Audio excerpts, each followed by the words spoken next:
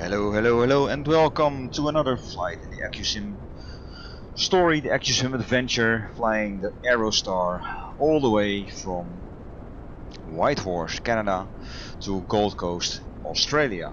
And this leg is, we are now in the south of Japan, and we are gonna fly from Kobe over here, across the base and the island here, all the way to Hiroshima. Take a look there. We're going to do that on a course, but also pick up a VOR TV station. That's roughly 42 minutes, so let's say three quarters of an hour flying. Then we head along the base south and then towards Oita, where we will land. Also using a VFR for reference, but basically we could all do this by visual, because we're crossing a bay between two islands here. Then we have a bigger island which we cross just on the right of it. Then we continue our course along the bay. We could divert a bit, but basically along the bay and along the countryside. We could do this one over the islands, but still we will always be in the third bay over here, which is Hiroshima. Then follow the bay south and then across the isles here towards Oita, which is the final bit of Japan basically. After the Japan thing. Why is my screen slow? Weird. Let's see. Ah, there it is. Okay, weird. From Oita we go south, probably either towards here, but this is a military field, so realism-wise, we could also go to Nagasaki. That's a bit of a diversion. It is a nice artificial island again. On Nagasaki, there's two actually, but this one is the main one. But I think I'll just follow the coast down towards probably this island over here. This is a military field, and this is a Tanakashima is a private field, normal commercial field, and from there we go on to Okinawa and then Taiwan. So we're almost out of Japan, but first Kobe, Hiroshima, and then west towards Oita. Okay. Well, going to the sim. We are on the verge of taking off. So first we're going to close the door. Plonk. Take the headphones off. I don't need P2 device on. No, I want it off. I'm going to set my levers. So, full reset. Okay. I've already fueled her up and did the outside checks. There's nothing to report on the airframe. All is green. The engines, engine 1 is green. Engine 2, everything is green. And you may have noticed, like in earlier recordings, the right engine I deliberately set up with a fine wire type of spark plug, while the left engine has the massive type of spark plugs. And the massives are cheaper, I think, but have a tendency to foul up, carbonization, which will burn off on full throttle, but we will definitely see the difference on them via the right engine when starting up. Fuel payload, well, like I said, is done. We will update this one later. Passengers are loaded and the VA tool is already set, so we're gonna try the startup. It's plus 10 degrees, so I'm gonna, I think for the first time in this trip, since I'm coming from the north of Canada, to not use the engine heaters. So let's see how that goes. Now, power to the batteries. Why is this still on? I don't want that on at the moment. Again, I did shut these down last flight. I'm pretty sure of that. Okay, done. Nav lights, beacon lights. We're gonna go start up soon. I want the pump on. There we go. 10 degrees. I'm gonna do a 7-second prime, something like that. So throttle half. And 1, 2, 3, 4, 5, 6, 7. Close it. bit of throttle off, and try to start it. As soon as she catches, full mixture. There we go.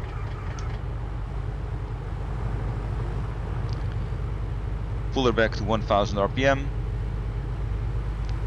We started the right engine first so we can get hydraulic pressure. There we go. Both pumps are on. Yes, both pumps are on. This one can go off. Pull in the alternator so that we have more current running, not just from the battery. As you can see, the battery is already a bit drained because of the starting. Now it's charging and charging the cockpit, or powering the cockpit. And our next step is of course the other engine. So here we go again. Pump on. 1, 2, 3, 4, 5, 6, 7. Close. Take the throttle back.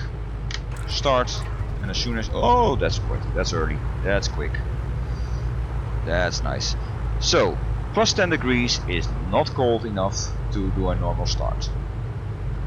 Which is good. Which is good. On the engines, see the difference again. The fine wired spark plug engine all running smooth. Big white dots with sparks. If I go to engine 1, you see this one is a bit less, this one is just a bit less. On the cylinder 5 and 6, both the bottom spark plugs are not performing as well as the top. So there's a definite difference to see there. For now that's fine. We turn in our avionics stuff. Quick test okay. And I'm gonna tune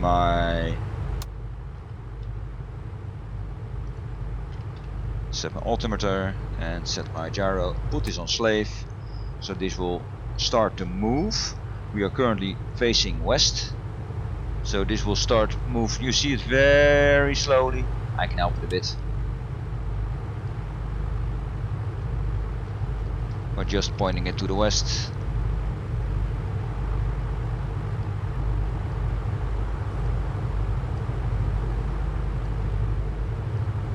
This is close enough, and let it set for itself. Headphones in. We're gonna start our pitot heaters, just in case.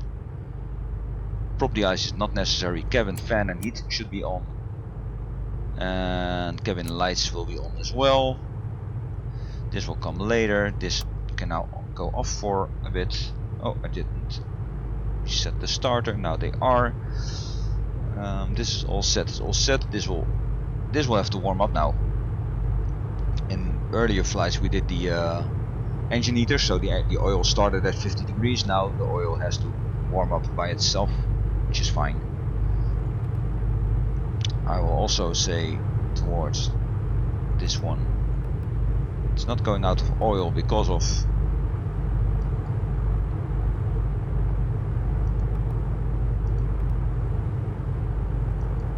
update it. Let's put it on oil, so we have a different differential from both the dials here as on the little marker over here. So oil is 23/27 degrees. Now our VORs. The first one is 117.7. Pretty sure of that. I'm gonna check.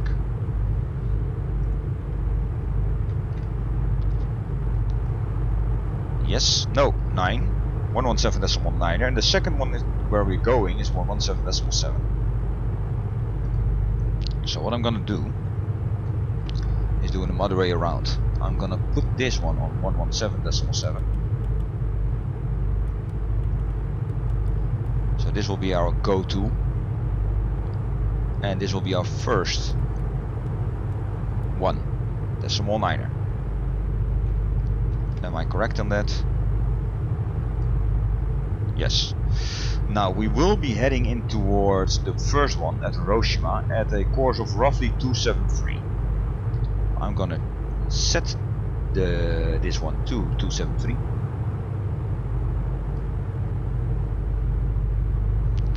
also gonna set my heading towards 273.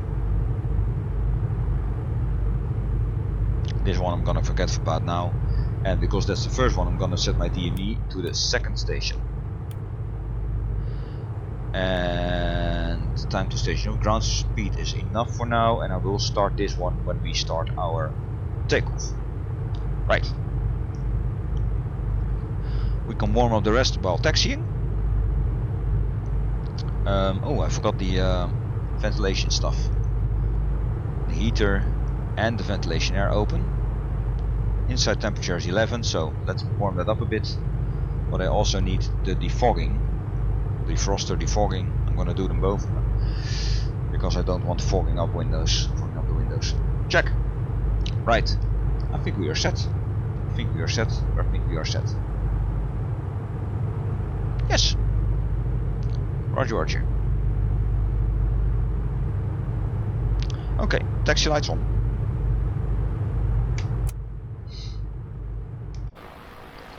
From the outside, the aircraft gets dirtier and dirtier, of course, although it seems that it washes off a bit. There's, especially on the nose and on the engine cowlings, there's a lot of, and the engine wing fairings, there's a lot of, well, bug stuff, wing roots as well, little on the tail, so it's getting dirtier and dirtier. But for now, I'll leave it as it is, because it's part of the living of the aircraft, so to speak. I also want to see where this is going. Apparently, it will take off some knots of speed when it's really dirty, but I also want to see if it takes up more than just bugs on the front edges. So we'll see. We'll see. Oh, I have to read that one. Sorry. No, I don't have to read that one. That's for later. Right. Let's see now. Where do we go? Because the wind is purely from the south, so we will have a crosswind whether we like it or not. I'm gonna taxi back to runway 27, because that's a straight out and directly heading towards where we want to go. So I'm gonna close this one, take off the parking brakes. And of course we have our little flipper switch to, never mind the little cart over there. Our little electric flip switch to get the nose gear going.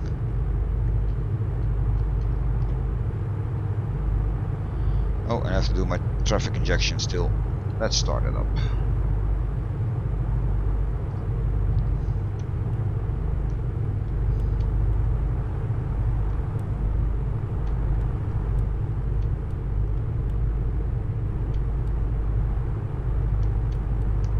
Keeping the engines at 1000 RPM keeps us rolling, and I'll just tap the brakes a bit to keep the speed under control. Now, normally my instructor in real life would frown upon this, because you wouldn't do this in the car, so why would you do it in an airplane? Pushing the throttle and the brakes simultaneously. But I think it helps to keep it rolling, and it will add wear to the brakes, which, well, being this an AccuSim test, I'd love to see that happen, getting the brakes getting worse.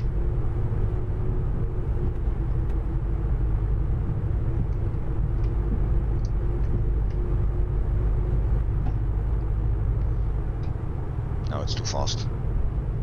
Pulling throttle a bit. It's a bit too fast.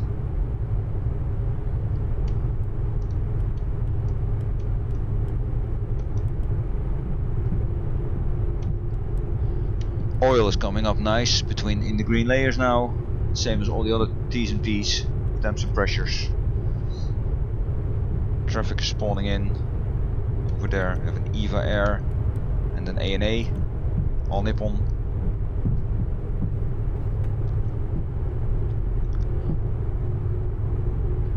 And over there we have the city of Kobe, which I remember I was gonna look at when the big earthquake was hit here.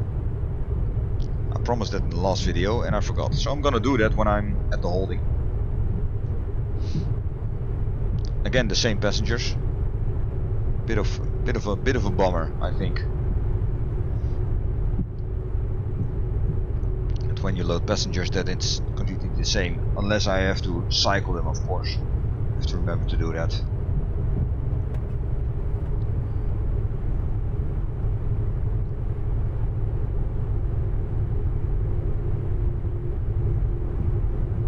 You see the windsock over there? It's full cross wind. Let's just turn Tango 5.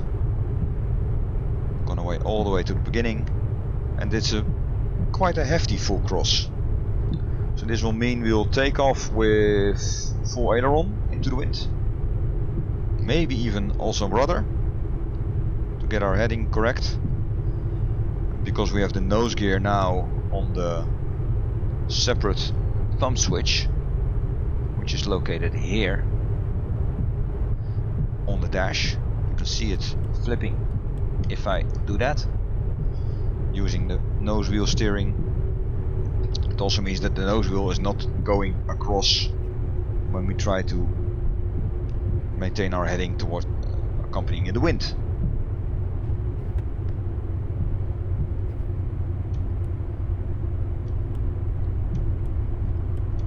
I find this system quite annoying.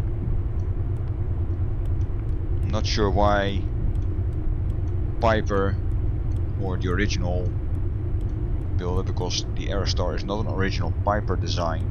It was bought from whoever did it. I forgot the name. That's something, I think. I don't know why he chose to do a nose wheel steering on a thumb switch, but okay. Parking brake set.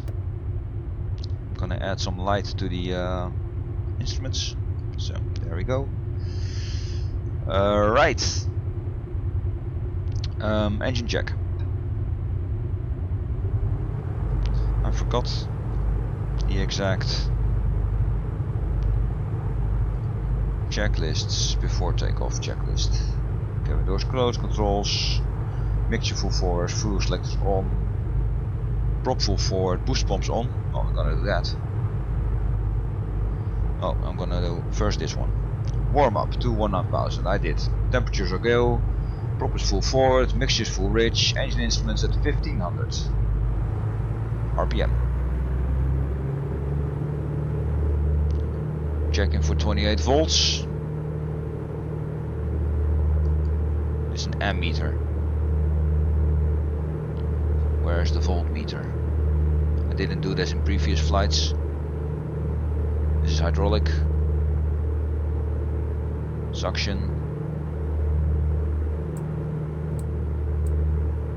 This is the bus selector.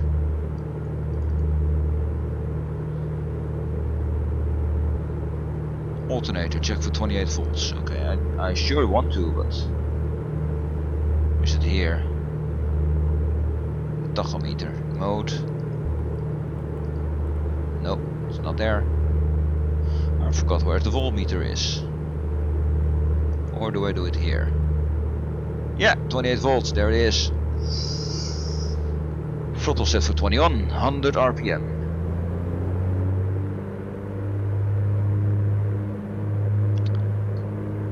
Cycle 1000 RPM on both engines. And we see it's running correctly. I'm gonna do it 2 times. Set max 4, but if I know it works once, then I know it will work always. This is to regulate, to see if the oil pressure is going in and out, to manage the pitch of the props. If the first time it doesn't work, then you can basically go to the bar. My gyro pressure is up. Magnetos. Left, right. Left, both. Left, both. I see a drop of 100 RPM and the max should be 175, so that's okay. Gyro pressure is still okay. I'm pulling the throttles to see if they don't switch off the engines. And I'm curious now. No, it's still a bit off. This one is now running okay, but this bottom one is still not firing as I want it. No issue on the fine wire one. The fine wire one is basically seems to be a far better type of spark plug than the massive ones. Okay. Then we are all set. Then we set our transponder to nav. We put on our strobe, we put on our landing lights. We set our flaps to 10 degrees. turn up our pumps, just in case. It's already 32 degrees in here. God damn. Defroster closed. Heat temperature, let's say to 20%. Let's see how that works together with the full ventilation. I'm not pulling the ventilation fresh air because that cools down really quick. Park and brake off.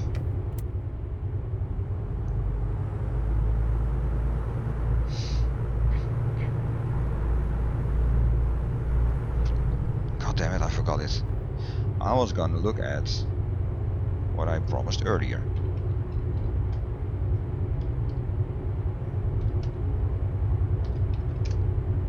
Kobe. 7th largest city. History, Nara and Helen, Kamakura, Edo, Meiji, modern era. Earthquake. 1995. Only a 6.9, I thought it was way higher.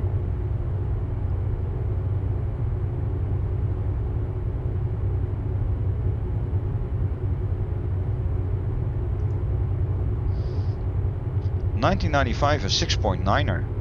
Okay, I thought it was way higher. But that killed 6,500 people, so it was a big one, and it was basically underneath Kobe, almost underneath the city. So the epicenter was that's it. So the epicenter was basically underneath the city. Okay, I forgot that to share that little tidbit of history on earlier flights. So there you have it.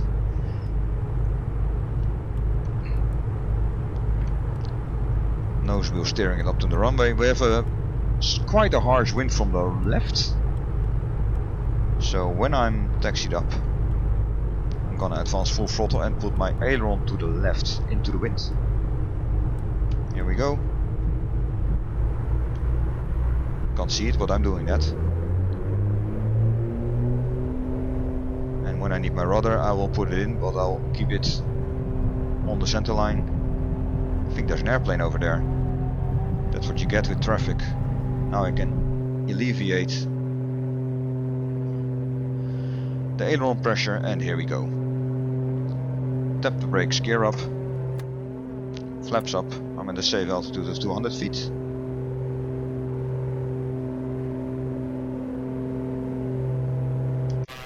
Was there an aircraft? No. Running lights.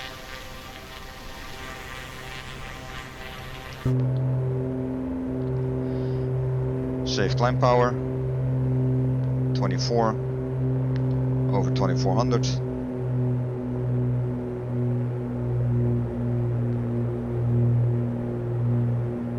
I'm gonna climb to 3000 feet. I hope we will not be in the clouds.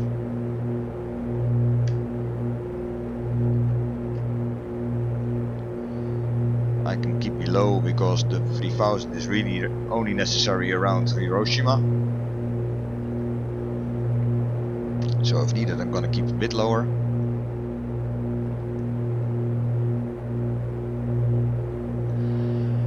Landing and taxi lights off.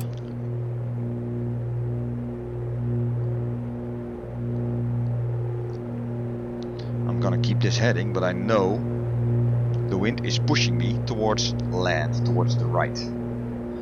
Luckily, this is my first waypoint already between the two islands. The bridge over there is one of my waypoints. So I know that I can compensate a bit. You can see it, the green triangle is to the right, so I'm to the left of my set heading, but it will keep me on the correct course.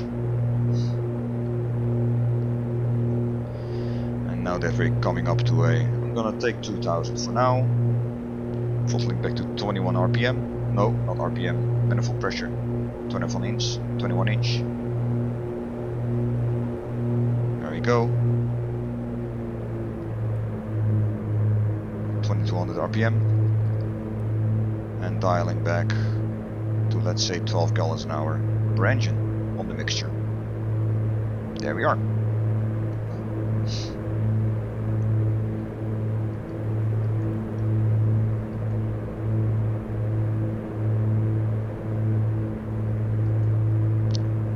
finder, put it in.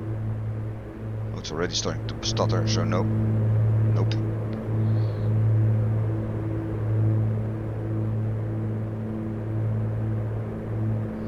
Again, lean finder.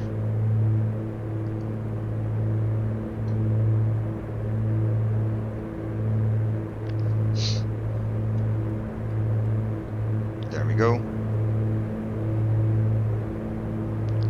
I want to put it to between minus 25 and minus 50.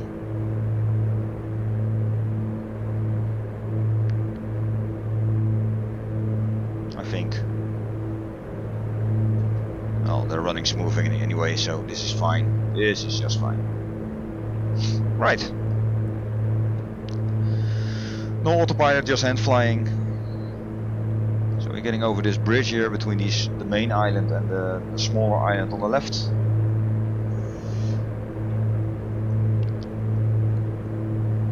And then know by heart, the next waypoint would basically be just to the side of the next big island, which is over here. So I'm gonna aim at this point over here. I want to keep my nose here.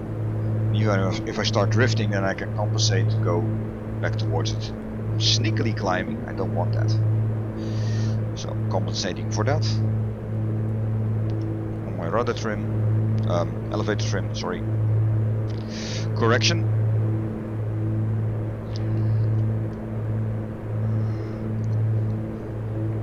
I can see my aircraft drifting towards the right. It's noticeable to me. Maybe even more so from the outside.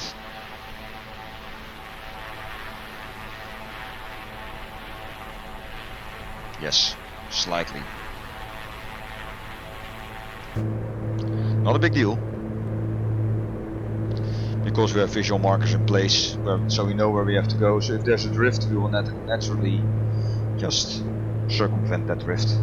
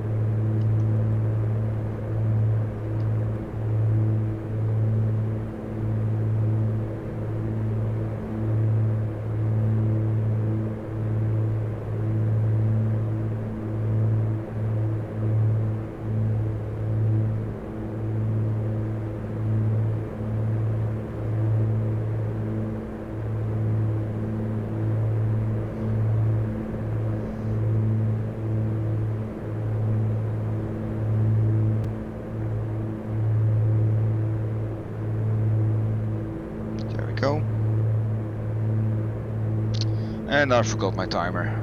Never mind, I'll just start it now. 8:10, so we left 10 minutes ago, so our total time is minus 10 minutes. The total calculated time was, I think, 1 hour, something like that. Yeah, 1 hour 12, so it's gonna be roughly 1 hour.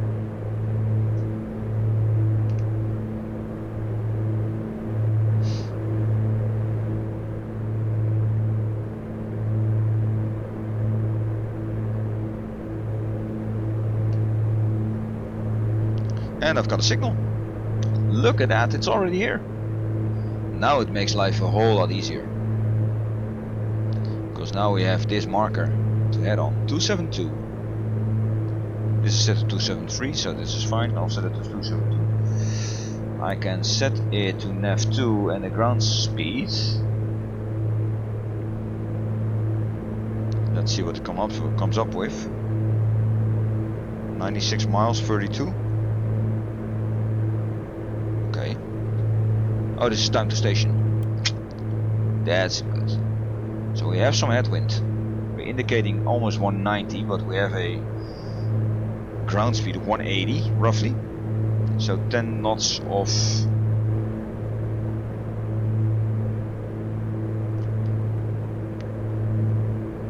On the nose.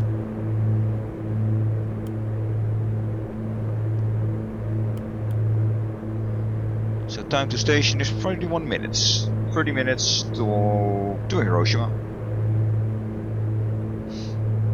Now life becomes a bit easier because next to the visual marker of the island and then the peninsula which we'll cross in the same course, we now also have a course on the VOR2, so we know that if we keep this heading and keep the line in the center,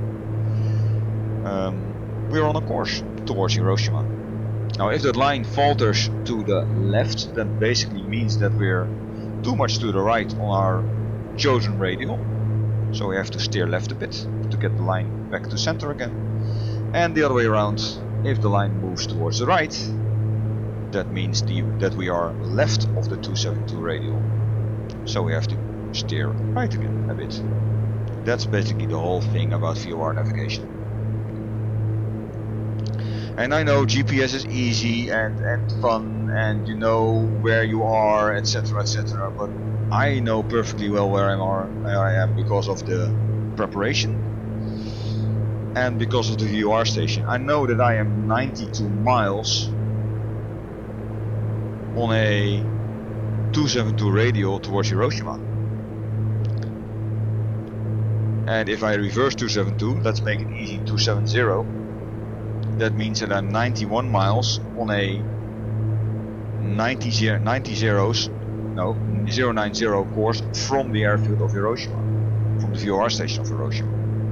So I know exactly where I am. I'm at the south of Japan, on a distance of 90 miles, straight east from Hiroshima.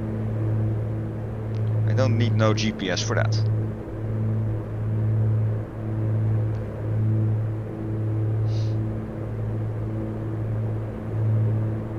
Basically what we call this is follow the needle. If the needle is too far to the left, you steer a bit to the left. If the needle is far to the right, then you steer a bit to the right. You follow the needle. Same as an ILS, same as any other radial working station, VOR station.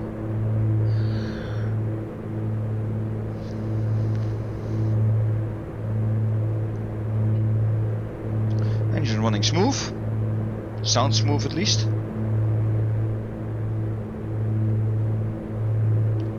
But they are a bit rich though.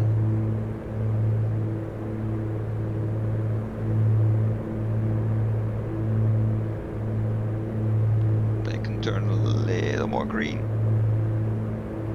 This is a bit of cheating, of course, because normally you'd really use this one, but you see now this one minus 25.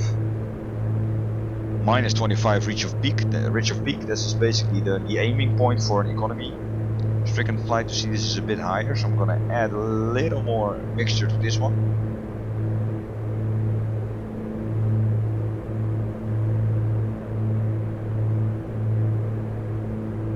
That's too much already.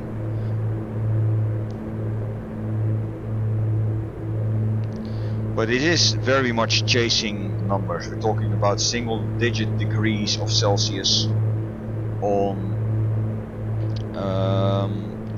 is it cylinder or exhaust gas temperatures? I'm always confusing those. 159. I can't tell because it's a difference. I don't know and I don't really care. Oh, watch it now. Pay attention.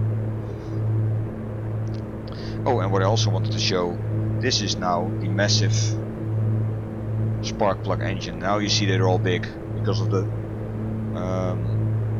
full throttle on climb, takeoff and climb, and now the cruise settings. You basically see that it's hot enough in the engine so that the carbonization on the spark plugs is burning off. And now there's no difference between the fine wires and the massives. Maybe just a little, but nothing noticeable. Maybe on the leaning stuff, that's where you get these differences in temperatures, maybe, but it's too little to play around with, to make it a hassle. By chasing these numbers, maybe you will spare on an hour 1 minute of fuel. If you're playing safe on 1 minute of fuel, you're doing something wrong when you pre-flight fuel planning. Because nominally what you would need on a VFR low level flight would be what you need plus half. That's the basic rule of thumb I use in real life as a minimum. And I fly TL 3000s in real life, which is a light sports aircraft. Also a very nice transmission you can buy here in the market from FS Reborn. The TL 2000 Sting or the TL 3000 Sirius. The Sirius is the one I fly in real life. It has a burn rate of 16 liters an hour on cruise. So if I were to fly for an hour, I would at a minimum want 16 plus 8, what I need, plus half. So 24 liters in my tanks. If I don't have that, I will refuel before I take off.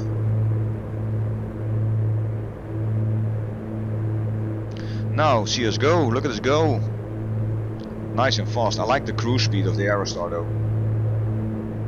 It combines a normal single engine piston, or no, not single engine, normal piston engine aircraft. No turbines or other fancy stuff. Just normal aspirated engine with 2 engines and a good cruise speed. I also like the, well, I wouldn't say old, but the Milvis Cessna 310. That's also a very nice multi-engine package. Very well modeled, including wear and tear, including, well, the aircraft getting dirty.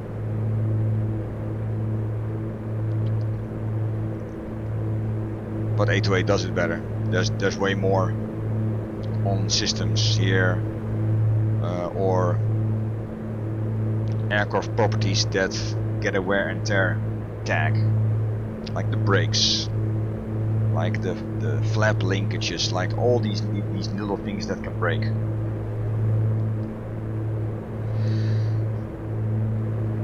And does need servicing. I'm quite curious how much servicing I will be needing when I reach Australia.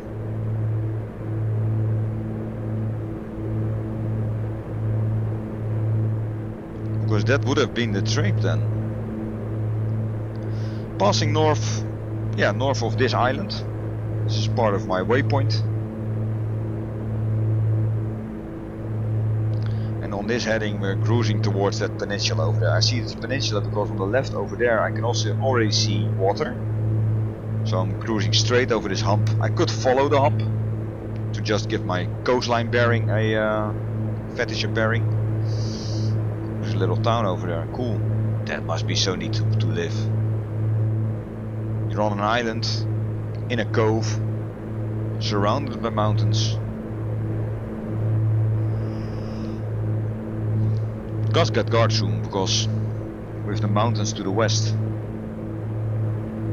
that means after, let's say 2 hours before sunset, the sun is already behind the mountains. But okay, there's always something to gripe.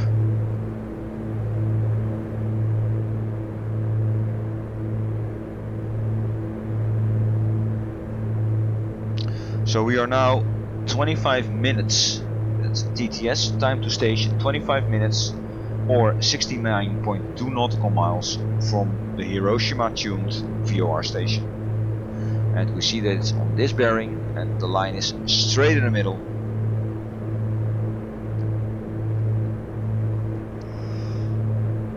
So all is good. And you also see by keeping that line straight in the middle, but my set course is over there, so we have a sidewind component.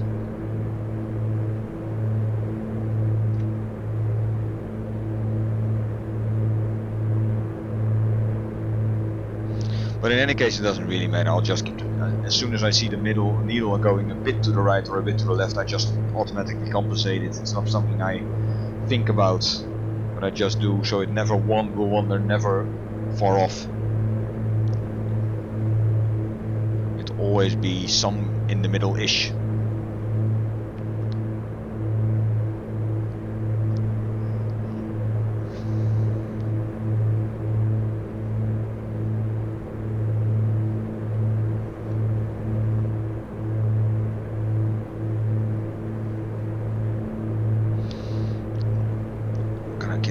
phone a quick load, quick boost.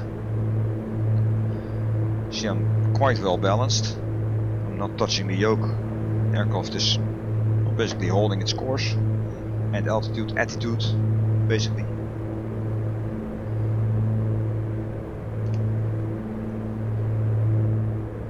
So, going to Hiroshima, from there southwest across the bay, then crossing the bay towards Oita, which is on the northern part of the last main island of the Japanese islands. I'm guessing from Oita I will go southwards, either landing on the south tip of that island or taking the first island. Like I said in the beginning of the video, I'm thinking about the island, the first little island, because the last one on the main island is a military destination. Well, in real life you wouldn't go there, let's put it that way, as a general aviation plane.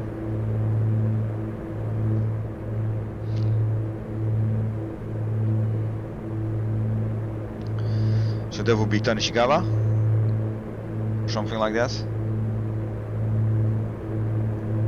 Did I pronounce that correctly?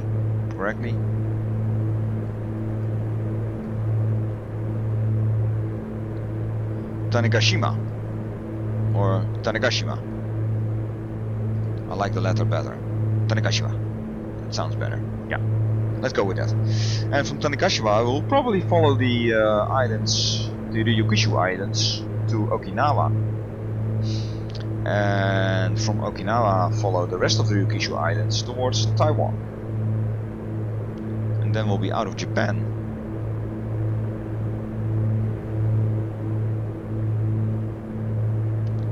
I find it remarkable that even if it's a GA aircraft with a nice speed, though, you know, 180 indicated is a very nice speed for a GA aircraft, but still, I think it is the 8th flight now. Let's count. Whitehorse, McCarthy, Anchorage, King Salman, Unalaska, Adak, Shemia, Yerijovo, the hard to pronounce flight in the north, Temenetsu, something like that, Sendai, earlier 10, Fuji, Kobe. So this is the 13th flight, and I started this, let's say, 1.5 weeks ago. 2 weeks ago, something like that. So it is nice that even if it's not a big tube liner jet that covers this distance in 8 hours or something. What's the fun in that?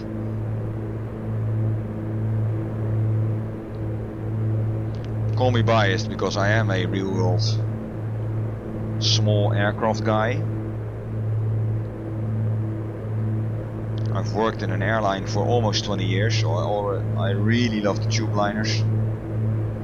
But when it comes to flying, there's nothing, for me at least, above hand flying an aircraft, admiring the scenery, following a plan, seeing that plan come together.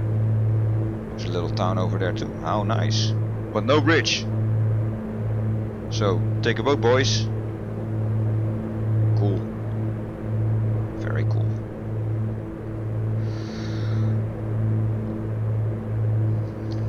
This is for me what piloting is all about.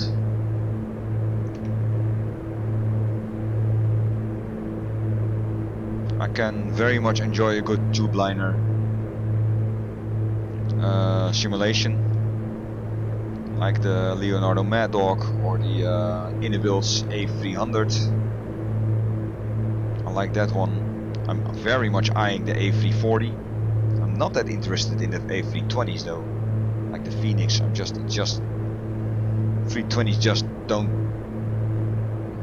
tickle me. Neither does the 737. The short range stuff, no. I'm very much awaiting the Just Flight Fokker 27. No, not 27. The 27 and 100 package. Yeah, this is 27. I was confusing the Fokker 50 and 28. 28 is out, of course. That's an older one. I'm eyeing the upcoming 27/100 package. I worked a lot with those aircraft in my old airline job. Love the very distinct scream of the Tay engines. Rolls-Royce Tay engines. Very recognizable on the platform. This is our third waypoint, by the way, straight across this peninsula hump. See the edge of it. I could follow the edge, but if it's in view, why not just take the straight line?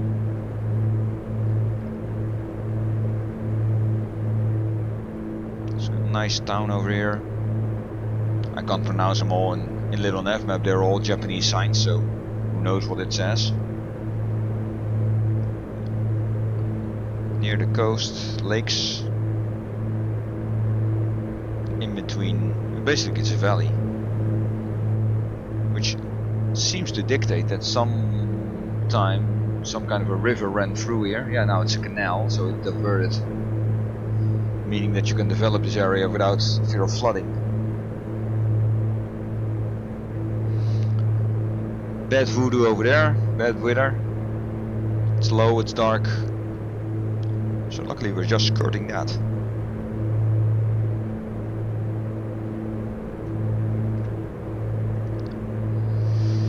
Now over the bay we will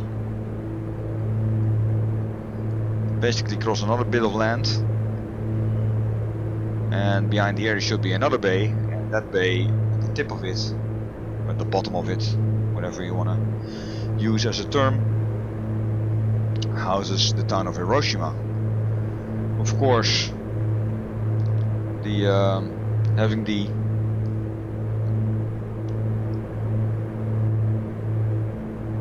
not so distinct honor of being the first town ever on which a nuclear bomb was dropped at the end of World War II. See a bridge go over there to the main island, under the main island. Are we just skirting the bad weather or diving right in? Let's see what happens. I want to maintain visibility to the ground, so if this it's gonna hurt us and I have to descend a bit.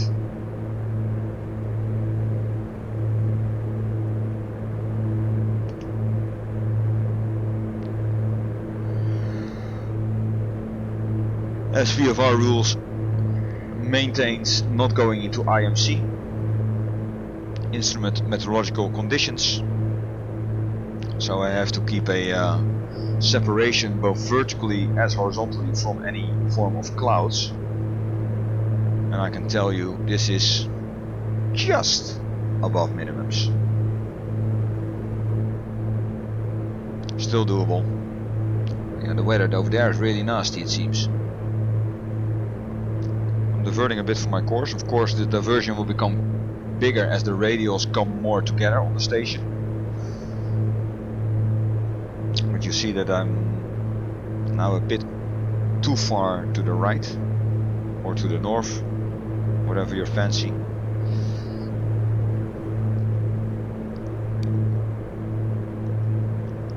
I think I can also already see the bottom of the bay just in front. But I am gonna steer a bit more to the left, taking that bigger rock here in the sea as a aiming point.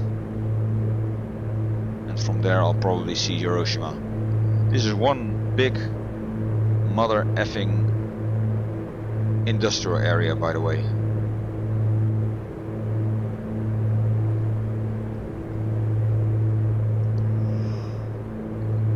Moves me also a bit out of the clouds, getting to the left. Now you see from the yellow triangle, the green triangle, that I am, of course, I'm way to the left of the course. This will mean I'll be moving back to the radial 272, meaning that this needle will go back to the middle. If it's back to the middle, I will go back to course 272. Unless, of course, I see the whole city of Hiroshima as a visual.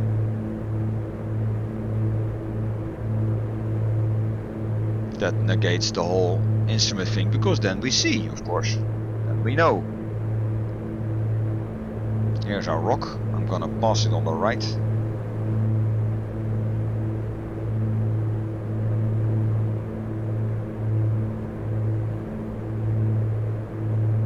Engine situation is fine. Now, it doesn't give us an endurance, that I'm aware of.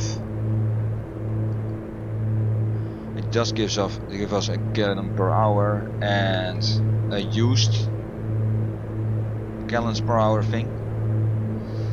I don't think there's an endurance thing in there. Remaining fuel. Oh, okay, there is.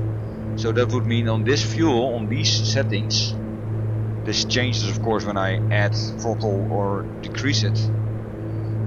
I would still have an endurance of 6 hours and 26 minutes. That's a long time.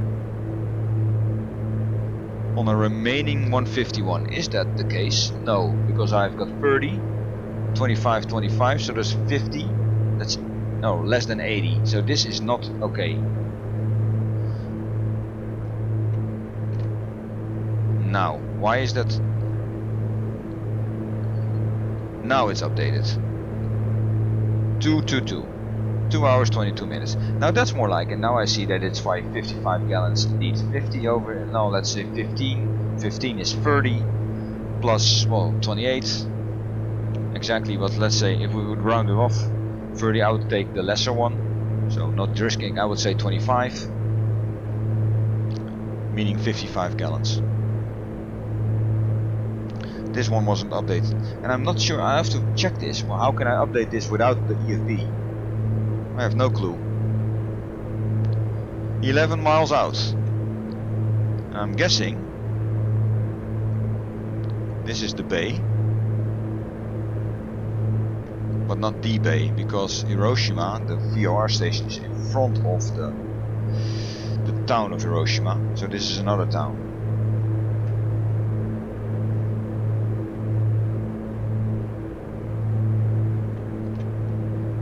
I think from my general knowledge it's Yama something. I'm gonna divert a bit for this cloud. I don't like this cloud. It's too hazy.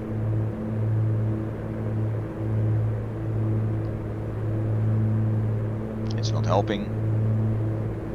I can just see through it. Okay, this doesn't help. It's blowing in. And I think I can hear rain. Don't see it, but I can hear it. And this is kind of worrisome, because with the view, or the lack of it, and these are low ridge mountains, I can now see them. If I wouldn't be able to see them, I would head out to sea and just circle the coast. Go down, circle the coast, be done with it. Now, the VOR station of Hiroshima is, from where we are, in front of the town. So we have to cross the VOR station, which is 10 minutes away, or 27.8 miles away. Stay on the same heading, and then we will see the bay and the town, because this is not it. Can you imagine, because we're in Second World War, when you lived here and you would look to the west, then you would have seen the nuclear bomb detonating. So the light flash, the mushroom cloud, the whole holy fear of gods, you would see that, you know, when the subject is about that bomb being dropped, it's always about the people underneath it, either in Hiroshima or Nagasaki. Can you imagine being here and looking west, and well, turning away from the flash, but when the flash is subsided, then looking at that big swirling, terrible black swirling mushroom cloud? Must have been some sight. Because over there, there's the bay. You can see it now. At the bottom of that bay where I'm pointing my aircraft now. Back on course basically. I'm not that worried now about this one because we're only 23 miles out, so this will start to wander more and more. So I'm now basically just taking my heading, because with the visual representation this is now not so important anymore. It's not important for me to cross exactly over the VR station. What is important to me now is that this thing has served its purpose to guiding me from a long way away to my target. And now with visuals being what they are, I don't need it anymore.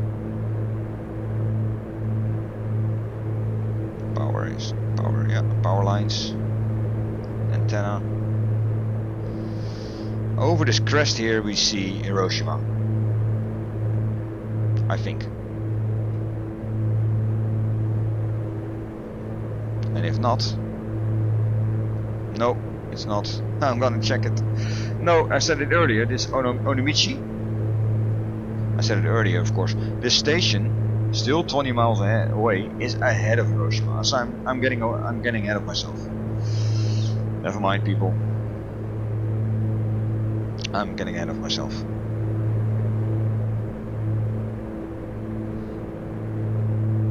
This is why in early days I would draw up a navigational plan, put it on my knee pad and follow that plan. Every waypoint has a calculated time from the beginning of my flight, and that's usually not the start but the first waypoint from my airport that I'm coming from. That's my well, my ground zero, so to speak. From there I start counting, and if my next waypoint is calculated plus 20 minutes but the actual time is plus 19, then the delta is a -1, so my time for waypoint 2 is also -1 minute. And this is how you go along. This is what you write on your knee pad, on your navigational plan. Nowadays it's all GPS. I actually use SkyVector. Oh no, SkyDemon. SkyDemon is a paid app for pilots, which basically covers VFR flying over the whole world.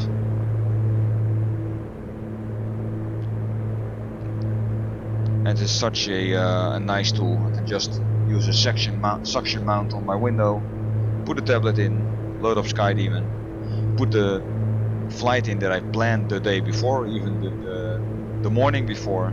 It has the weather, it has all the templates for airports that I want to go. It's really one stop.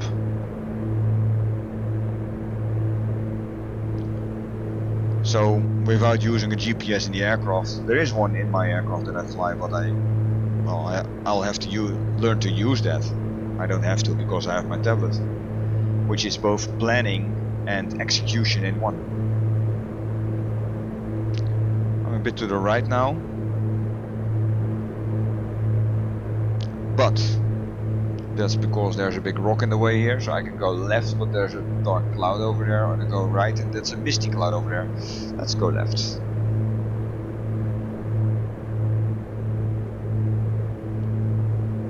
If I have to choose, then I'll choose the lesser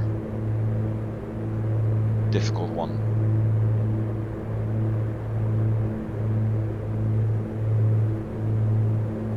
And follow this river or canyon or whatever the hell it is. It's a road actually. A road through a valley. Keep altitude, don't climb.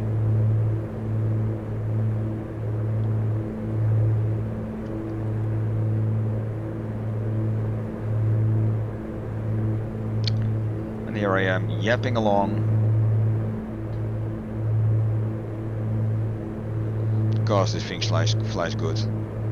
It's trimmed up so perfectly. I usually just do a little tap on the elevator trim just to get it a bit nose high, a bit nose down. I'll take the heater out to 40%. It was at 20.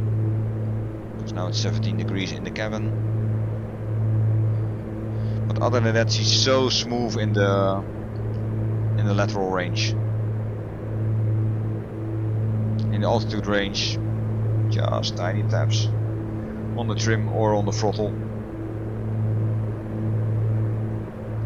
Because that's a common error to make, of course, that throttle determines speed and nose attitude determines climb or descent. It's actually the other way around. If you want to descend, just take a little throttle off or take a lot of throttle off. Keep the nose in the same and keep the speed at the same position, and then you will descend.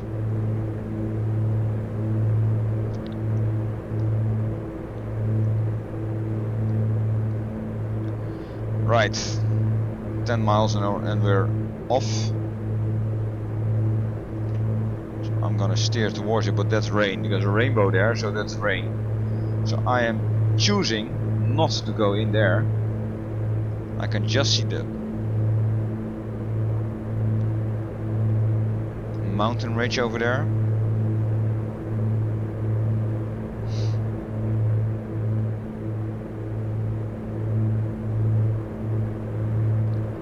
I know that I have to keep a heading that's slightly to the right of this. I'm gonna go for that gap. In real life I would not do this. In real life I would be over there. Okay, let's see how this dances.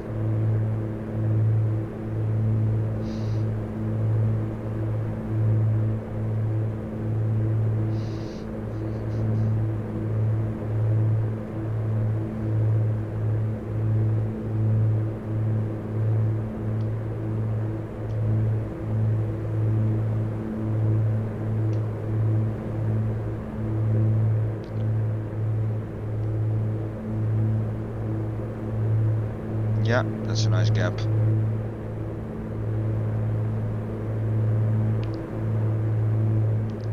We're in between showers, so to speak. That's how it looks like. Light showers, but you wouldn't go through unless the terrain was flat and at sea level. Now what's in front of me, that's a bit different, it seems.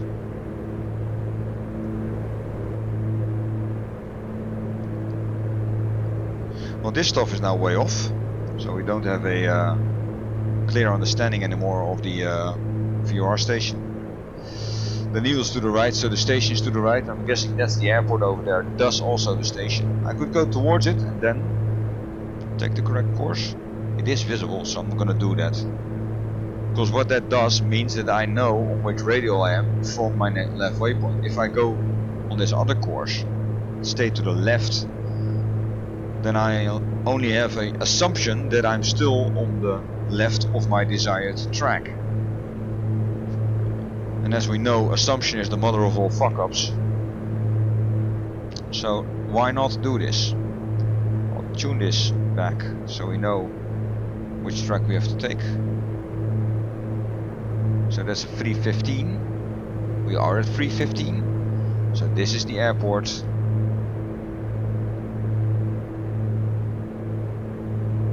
Or at least where the station is. Yeah, this is an airport. So this is where the station is, and this is kind of sucky. Yeah, you should have gone over the water, Toby. Okay, I can deal with this. I'm taking back my old course of 272, 273. Keep an eye on the ground. And hope there's no mountains anymore. Don't think there is, or are.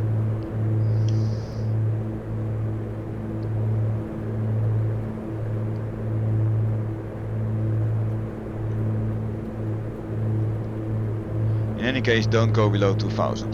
That seems to be the best safest bet.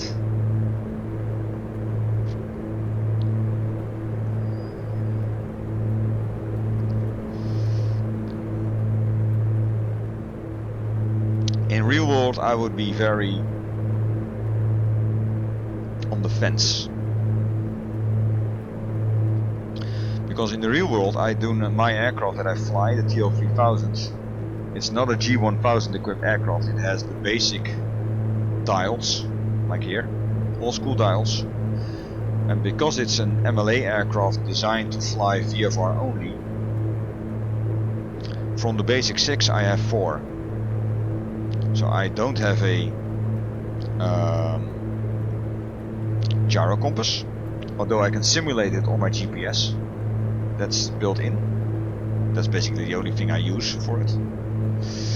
And I could go over there because this looks a whole lot wholesome more than what's here. But no, it's a sim. Let's try it. And I don't have a artificial horizon,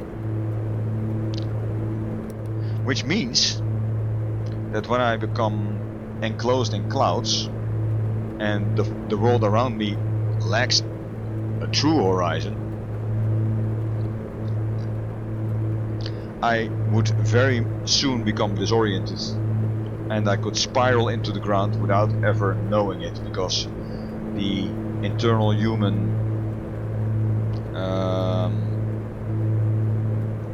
balancing organs in our ears, our inner ears, they can only do so much.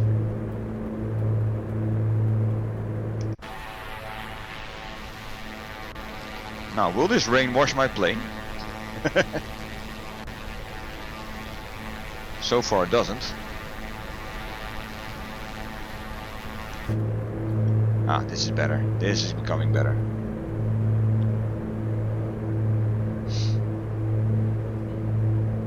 There was a couple of years ago another aircraft that had even an HSI or gyro compass and artificial horizon. It wandered about in the southwest of the Netherlands, the province of Zeeland. It wandered outside land, so over the North Sea, where sea flame or sea fog was forming. So he flew into dense fog that suddenly appeared. So basically the temperature dipped below a very saturated dew point area. Dew point went up, temperature went a bit down, but the dew point went up drastically. So the fog formed around him and he was blinded. And not being IFR trained, this pilot, although he had the instruments like altitude altimeter and gyro compass and artificial horizon, this aircraft with the pilot with 3 passengers on board crashed in the sea and they all perished. It's a very sad story. I think it's like 8 or 10 years ago, something like that. It got a lot of media attention. Of course, me as a pilot, very interested in what was the meaning behind this, and because of the sea flame, the sea fog, it was very clear from early on that this pilot got in it, got disoriented, and despite having the instruments to outlive it, perished because of it. And you know, the Netherlands is flat, so everything is basically at sea level. Apart from some buildings, of course, but those, you know, then you'd be really low, like 50, 60, 70 feet to hit tall buildings. But if this pilot had the cool to just take an altitude of 1000 feet, keep it at 1000 feet with his artificial horizon and his altimeter, and steer it towards land, because above land sea fog cannot exist. If he had done that, then within a minute, maybe 2, he would have been in perfectly clear air and safe. It's amazing what nature can throw at us, but also how we act upon it. I climbed a bit, by the way, because of this this ridgy stuff here. And now I can finally tell you we are approaching the city of Hiroshima, or Hiroshima, or whatever you wanna pronounce it like.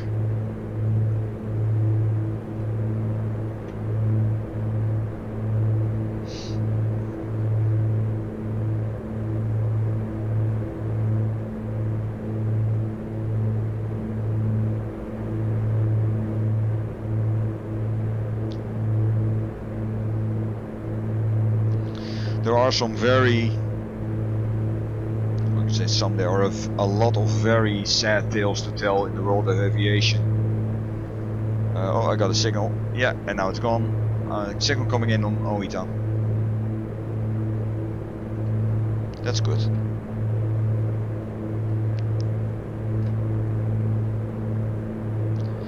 In which, from behind the desk, it's so easy to say, well, he should have. Why did he, you know? River here, or it's a canal? That's a canal.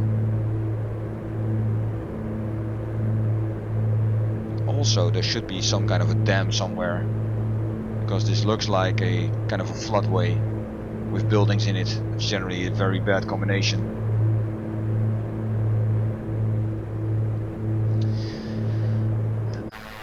Ladies and gentlemen, presenting Hiroshima.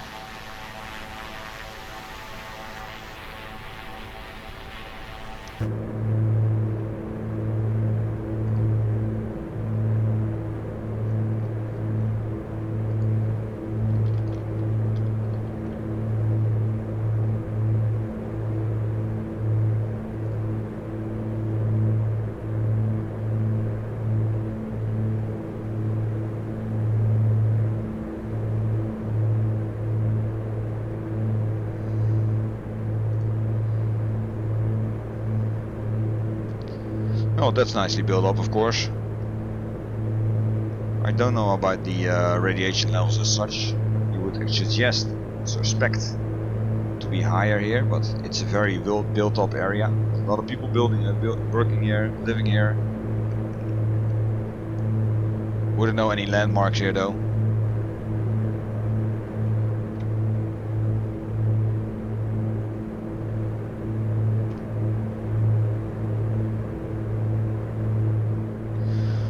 From what I know, 70,000 people died instantly, including a lot of Korean slave laborers, and around 70% of all buildings was destroyed, and another 10 or so heavily damaged. So basically, the city was leveled, and it's a good thing that we have a beacon now, because our course along the coastline is very much disturbed by this weather. I could go there now, which I'm gonna do, because I'm not gonna fly into that one just because it's real life stuff.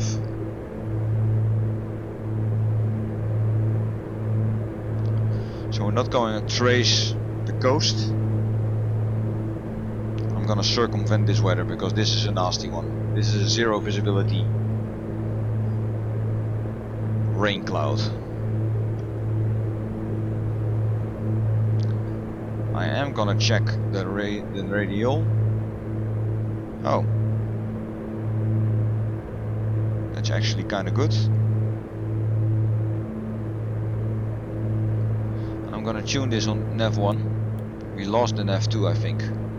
No, it's still there. No, it's still there. 62. And time to station I'm not gonna point because we're not flying towards it, so because we're not straight towards it, that means that our speed will be off. Time to station. Oh, but also the ground speed, of course. I'm doing a thinking error.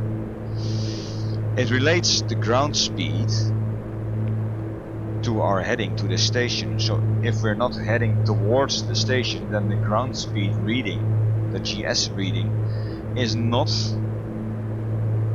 the actual ground speed reading. It's the ground speed reading when we're heading straight towards that goal. Same as the TTS, the time to station. This is now higher than it should be because we're not steering towards it. It's actually 20-30 degrees to the right. So this TTS is wrong. It's too high because we're not heading towards it. The ground speed is also too low because we're not heading towards it directly. We are 46 minutes underway. And on this, yeah, this is sucky. It's a nice lesson though on VFR flying. This is what can happen when you do this in real life. And those clouds can kill you.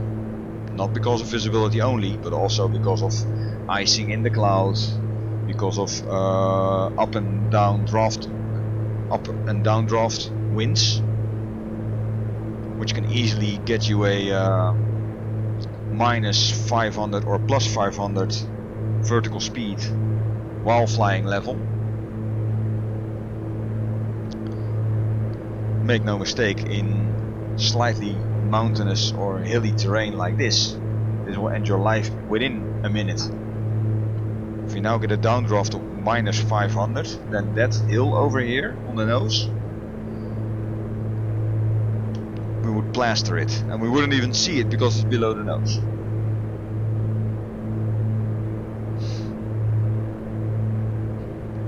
Ever since I'm a pilot, I'm very mindful of weather, even when I'm on the ground. And this is gonna suck because this one is blocking our whole way, all the way from there to there.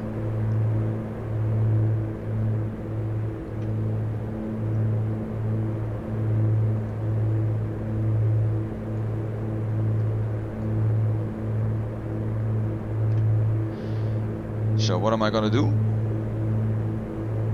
There's a slight hole here, but this hole can shift. There's a very teeny tiny hole here.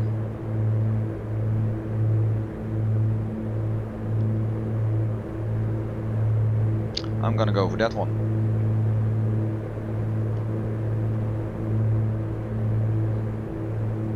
I can see the land here, and this is the bay that I'm supposed to follow. So this, my original course is across the lining of this bay, the west line of this bay. So this is this line, that's this coastline.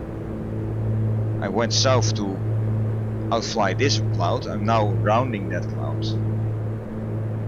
So my situational awareness says now that I have to go here, then I'm A, catching a hole, of course not knowing if I can go left again.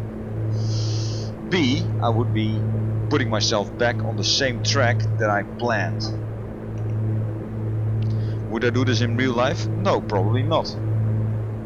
In real life I would be very much pressed to go back to Hiroshima, land there, find a hotel, call my airplane rental and say, sorry, it's staying here for the night, and so am I, see you in the morning.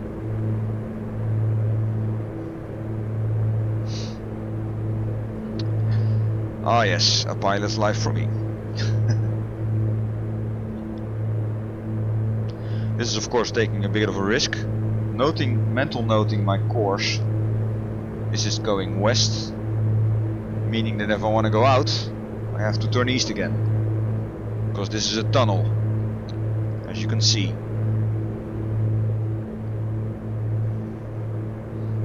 I'm not gonna even put chapters in this recording. I'm just gonna put up this recording and just let you look at it. Not because of my real world aviation yapping, but also on what we're seeing here. What decision making do I have to do on a visual range? I'm hearing some rain again. Temps are now 23, which is nice. Inside temps. Outside temp +5. It's not warm, but it's also not icing. Again, these towns here, you know, there's only one. You can only get to on one way to the mainland. That's by boat. There's no bridge connection. There's no airport here. So get your boat out or your ferry or something. Otherwise, you're not going anywhere.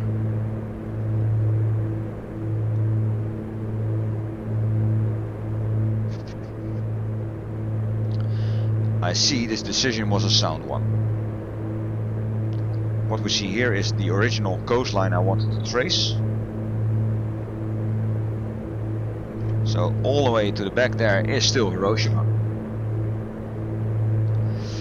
And I see a clear point of view across my original trace. There's even an airport here. I didn't realize there was one. Iwakuni.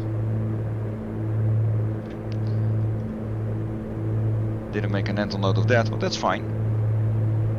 Now I'm above circuit altitude. Normally circuit altitude would be 1000 feet, but it's a larger runway, so some traffic could be... Normally I would now be in touch with this tower to see if I can safely cross this in the skies above it.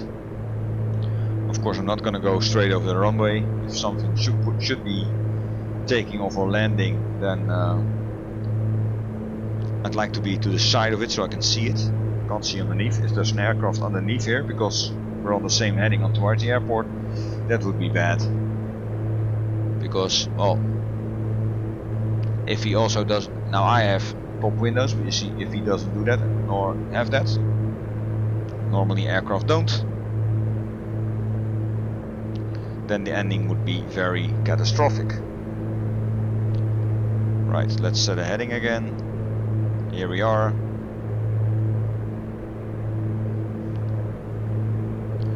But we are on our originally planned course. It's a big low res. It's to load in still. Okay. Following the edge of the bay towards Oita at the final mainland island of Japan.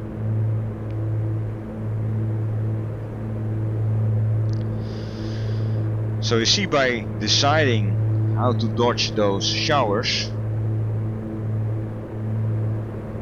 and knowing which markers to follow on your flight, this helps you.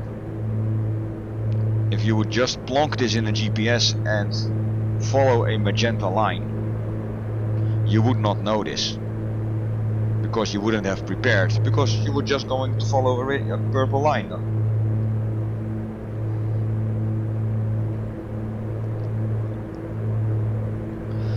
This is what we could call distinguishing yourself with good flymanship, good airmanship, from a guy with a license.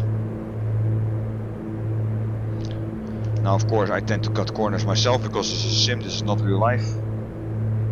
Like I said, in real life I would probably just have returned to Hiroshima and landed there,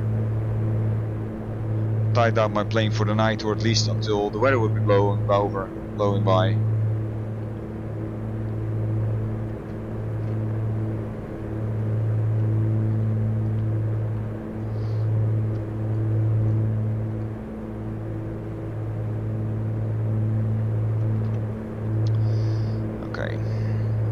Again,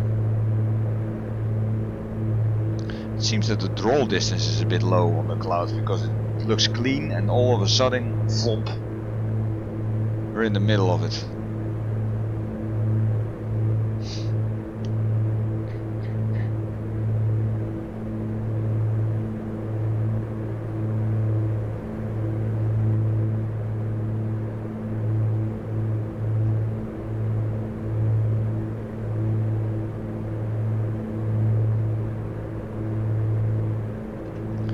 Now in the real life thing, we would be skirting the bay, then there would be a peninsula at the end, and then we would take a heading of 230 for the final 20 or 25 miles, something like that, or even 30, to get to our destination. Now as we can see,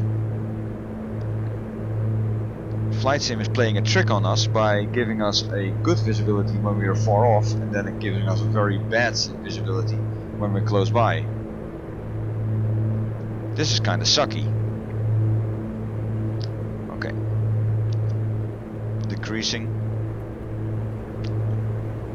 I'm gonna go 1000 feet to get below the clouds.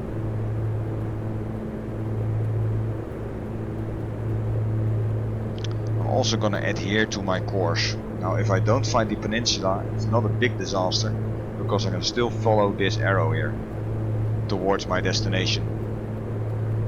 And now that I am going towards it, my time to station is 12 minutes. It's not too big of a mess.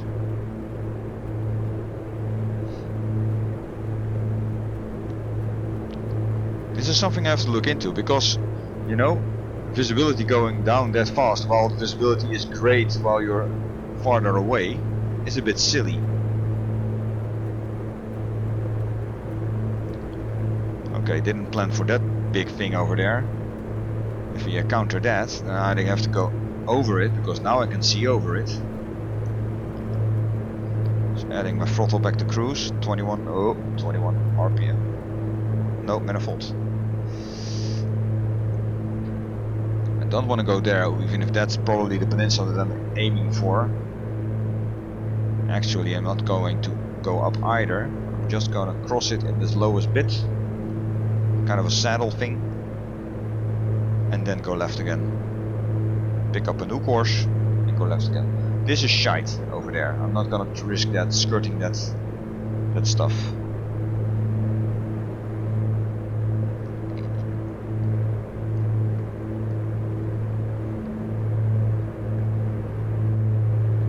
So up and over this one.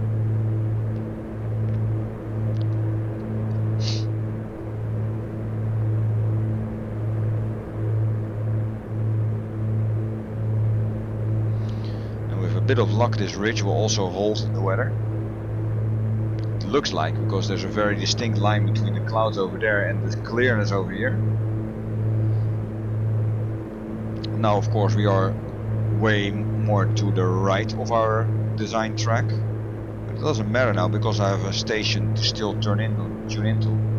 I can just turn this needle a bit to get it to center again, and that's my heading towards where I want to go.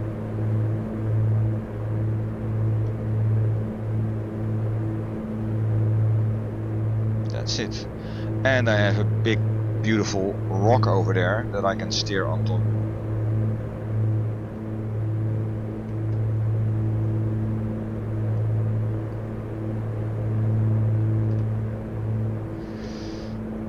Which of course I'm not gonna go over, I'm gonna go either right or left, but we'll see how that pans out.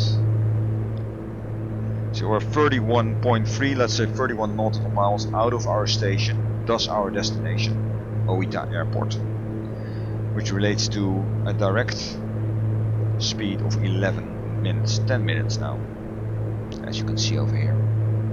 Fuel is fine.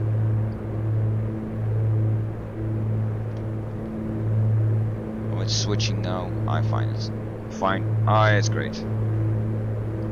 I'm thinking that is the peninsula I was aiming for, but it's now basically inside the rain cloud, so can't be bothered with that.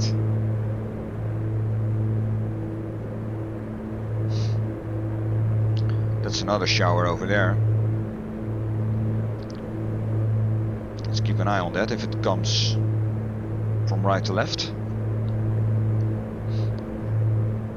I have no inkling on the wind at the moment here.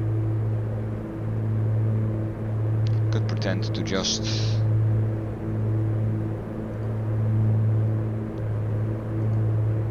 we are here. We're going here. RJFO. Oita. Runways. Runway 01. We have a 1 knot head and a 5 knot side. Recommended. Okay.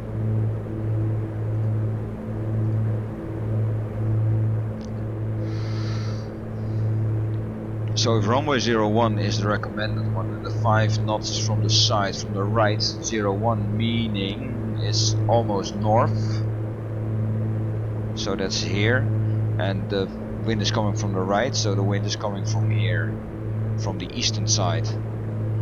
That shower should then be moving away from me. If the wind is going there, from east to west, then the wind should blow the showers that way. I'm not so sure it is. There's another shower. Going a bit left of track again.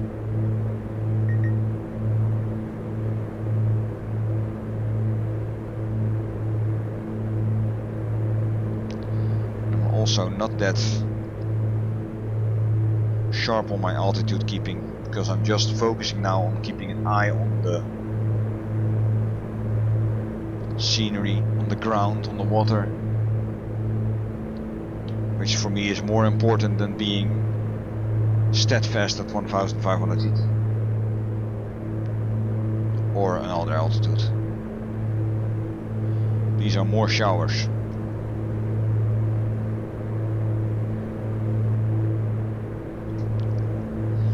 So what started out as a quite relaxed VFR tour is now forming into a cat and mouse play with rain showers, small showers. You have a very clear one over here, you have a very bigger one over here. I can see through this one. This is also a shower, but it's lighter, so you can see through it a bit. This is the island that we're heading towards, and it's 21 miles and a bit to where we need to be. Now our course suggests go through the shower. My mind tells me, nope, I want visibility on the ground or the water or the stuff that hurts when you touch it when flying at cruising speed.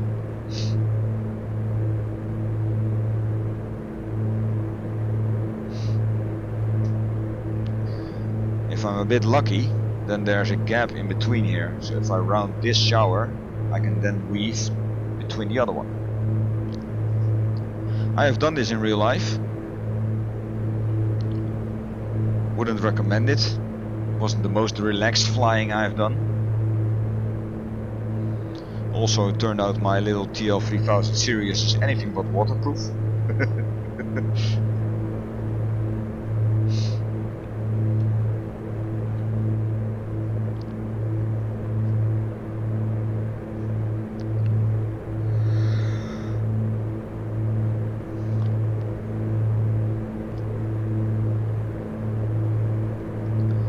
This should work. I'm not able to see, of course, what's behind this shower.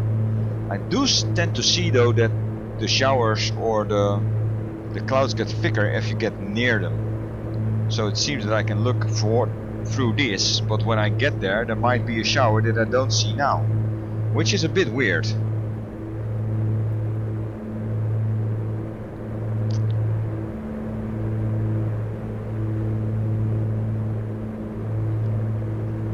I have to admit that's a bit weird. Rain showers are very clearly viewable from the air on a big distance.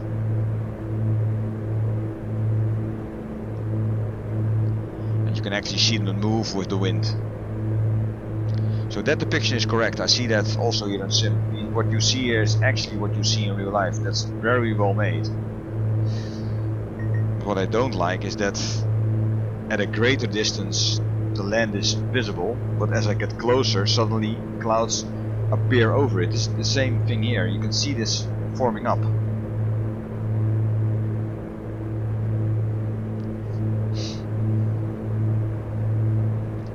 We are also 4 minutes out of Oita.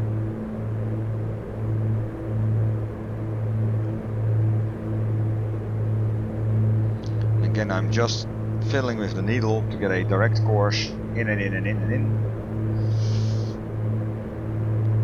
Of course, as I get closer I will be chasing the needle more and more because of the radials getting closer and closer towards the middle, and when you're exactly over the middle, you're basically of the VOR station, you're basically following every radial. But for now this is okay because it still keeps me on a heading, and when I get a visual on the runway then it doesn't matter anymore.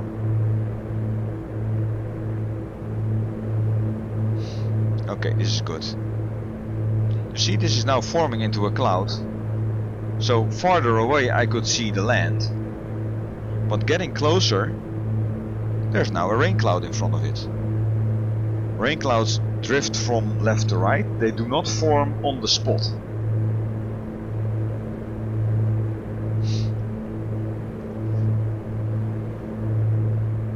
At least not in the scale that I can see here. The same here now. You see something forming here, which wasn't here.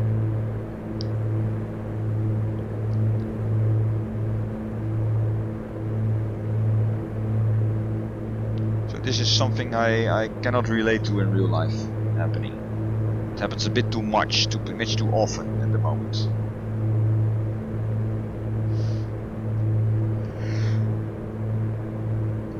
Anyway, if I look at my course dial, I see south here and north here, so the coast is roughly running from north to south. We have a runway 01, which is at this is north, so 01 is over here. Meaning that our runway will run from here to here, roughly along the coast. I remember that from my pre-flight planning.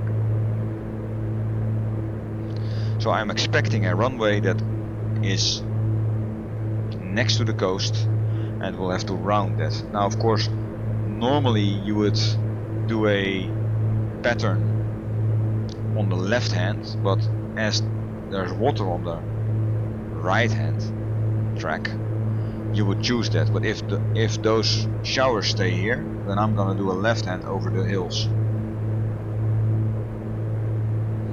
because that will give me visibility. You see now this shower wasn't here. I mentioned it earlier, a couple of minutes ago. You can see something forming as you get closer. This shower was not here on a larger distance, which is weird. So maybe it's a view setting, I don't know, I'll have to dive into it. But normally you would easily see a rain shower like that miles away. Instead, a couple of minutes ago, we were looking at the hillsides of this island with no shower in the way. We saw the shower forming, and now it's a big shower.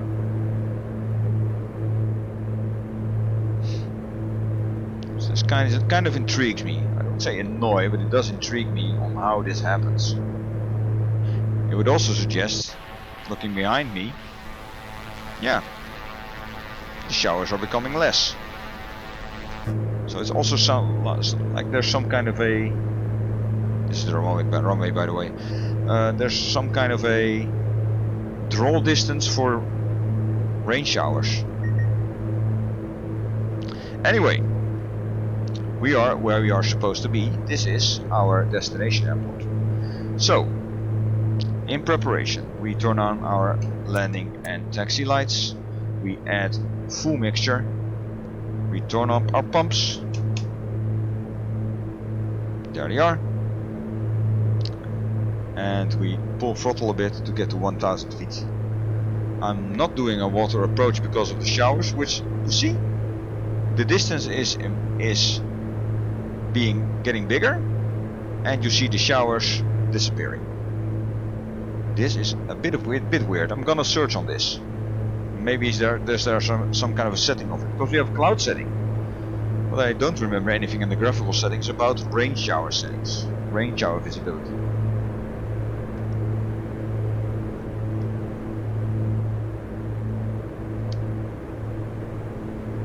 Okay, take our altitude, and we're basically a bit into. It's a very bad entry of the pattern, but okay. Gear down. This will slow us down so that we can get in flap 1 or 10 degrees. 10 degree flap. Adding a bit of elevator trim to negate the nose drop on the speed drop. Still have to pull it a bit, but that's fine. And we are downwind on runway 01. We keep our altitude, pattern altitude. So watch the speed, keep it around 100, because this aircraft really likes to bleed speed and then bleed altitude. So I'm keeping my nose at 1 so that I'm maintaining 1000 feet, and I'm managing that with my throttles to keep the speed around 100. Now my landing point, my desired landing point is 45 degrees behind, so I'm gonna turn in, and now I'm gonna go descend. So I'm pulling throttle, let it descend towards base.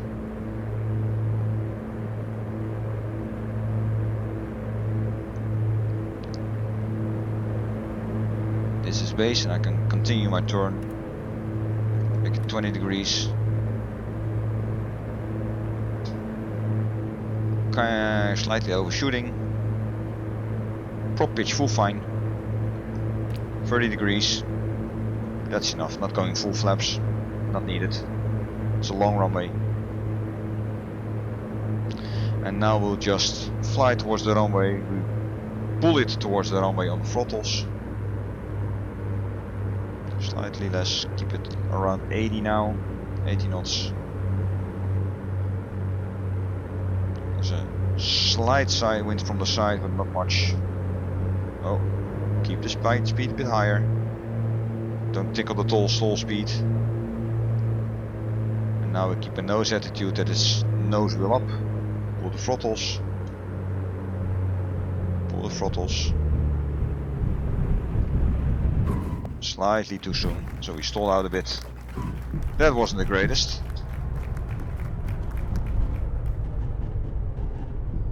That wasn't the greatest. Can I make this one? Yeah, I can make this turn. I stalled out a bit too high. Flaps up. Landing lights out, strobes out. And transponder off.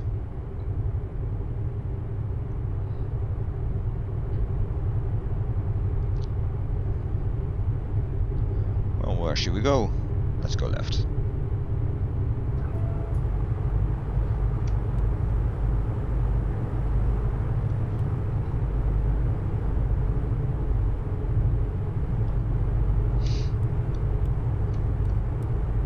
Yeah, so I held her off correctly, but a bit too high, and then you get a basically a bit too high stall. The ideal part is a bit of of course that you stall the aircraft a centimeter above the runway, and then when you hit the tarmac, then the aircraft is stalled so you won't bounce up again. But I flared it out a bit too high, and then of course you stall out too high, and then you hit the runway a bit too hard. Here we are. Parking brake set. So what we're gonna do? We're gonna turn off our avionics and autopilot stuff. Turning this off. Turning our pumps off. Pulling the left engine mixture so that it's off. Pulling the right engine mixture so that it's off. Turning off the alternator. Turning off the ignitions. Turning off the fuel. And then turning off all the landing stuff, the light stuff.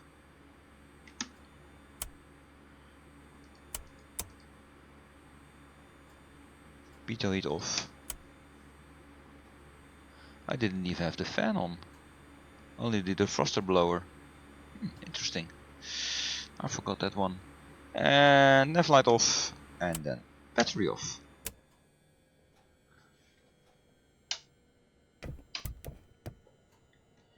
And we are where we want to be, at Oita Airport. Finishing the VA tool. That's done. Right.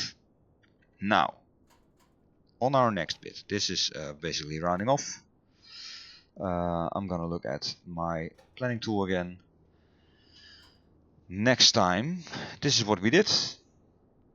And you see what we did on the diversion of clouds. This went fairly well between the islands, northern edge of the island over here. Here we get a bit of cloudy stuff.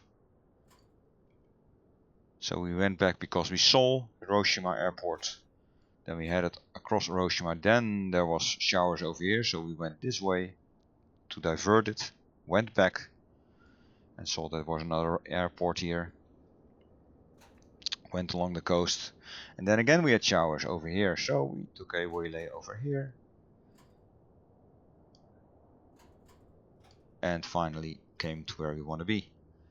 Now my pattern is less than perfect because first I just flew into the downwind. Normally you would do a 90-degree approach, and you see that my base leg is a turn and not a leg. So my instructor would frown upon me, and rightly so. if I look at the total, look at this total trip now. This is amazing, right? With a GA aircraft. I hope it stays until we're in Australia, but I think after a flight or 15 or something, then the trace starts to disappear. But this is amazing, right? I find this amazing to do. This is so much fun. So cool. Anyways, this is our, yeah, this will probably be our landing site at Taiwan, RCYU. Our next trip, I'm gonna clear this one. I'm gonna leave from RJFO. No. Ah, here's the rain. Set as departure. Let's see if we can take this one as a destination. That would be 52 minutes, which is fine. Now I will add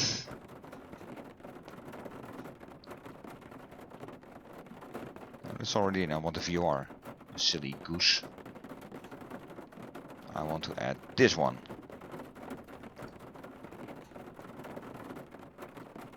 I want this to be on the bottom, of course. Not flying towards a VFR. We're gonna land at an airport, not in a VR. Now, what we can do, we can go straight or we can just follow the coast, which is nicer. I think the coast following is nicer. So that means, because look at the altitude, 5,000 feet, 6,000 feet is the safe altitude. With the clouds that we encountered, of course we can do a straight. With all the clouds that we encountered, this is a big volcano. Oh, see this? What a caldera! Ooh. Oh, got sidetracked again. The town of Oita. Kutsuki. What we could do is do this one, add, and then this one, add, and this little, look through it, add, and then another mountain, add. Just follow the coast, roughly.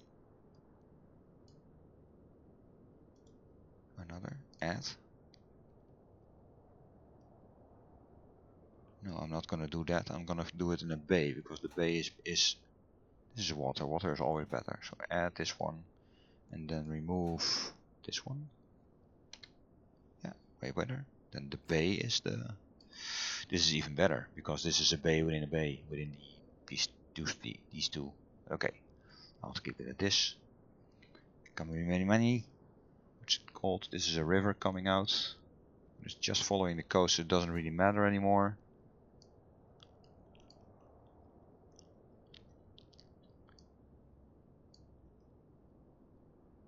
Yeah, I got to take this one. Let's do the VOR.